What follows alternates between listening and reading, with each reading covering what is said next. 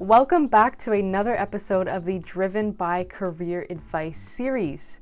If you've been enjoying our content so far, don't forget to subscribe.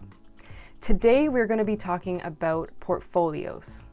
A lot of creative industries require a portfolio in order to be considered for a job opportunity. That being said, your portfolio says a lot more about you than you think. What does your portfolio say about you? Your portfolio showcases your skills and talents. It demonstrates your attention to detail. It shares insights about your personality. It demonstrates your copywriting ability, and it's a communication tool.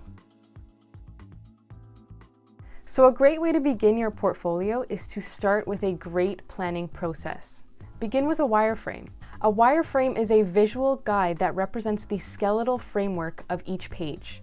A wireframe helps you to organize elements, define the hierarchy of information, so your headings, subheadings, and copy, organize your images, and construct your layout. Some best practices for your portfolio design include selecting a color palette of 1 to 3 colors to use throughout the design. You can also use tints and shades, which are essentially just lighter or darker versions of your selected colors. Unless your portfolio design intentionally uses a wider spectrum of colors due to the theme. Like a rainbow theme, for instance. Build your portfolio with a theme in mind. Using a theme makes your design all that much more memorable and cohesive.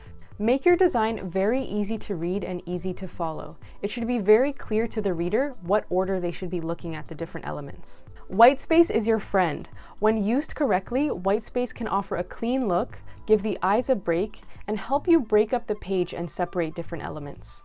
Select a maximum of 3 fonts to use throughout your portfolio and stay consistent.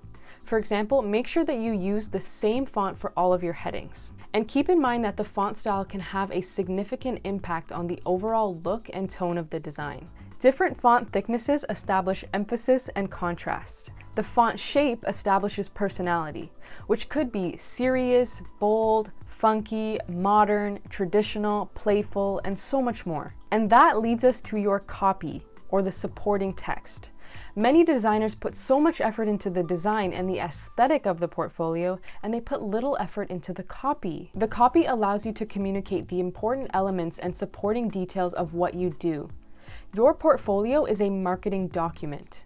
You are marketing your creative abilities, and your copy is your sales pitch. Good copy is compelling, it anticipates and answers the reader's questions, it entices the reader to keep reading, and it never has spelling mistakes. And don't forget that your portfolio is about you. It's an opportunity to communicate your interests and share your insight. For example, if you're interested in sustainability, why not look into using seed paper and maybe a wooden cover for your portfolio? You'd be creating an incredible tactile experience for the viewer and sharing your interest in sustainability. And finally, some do's and don'ts for your portfolio.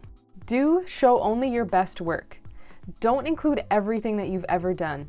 Do present the kind of work that you want to be hired for, and don't sell yourself short.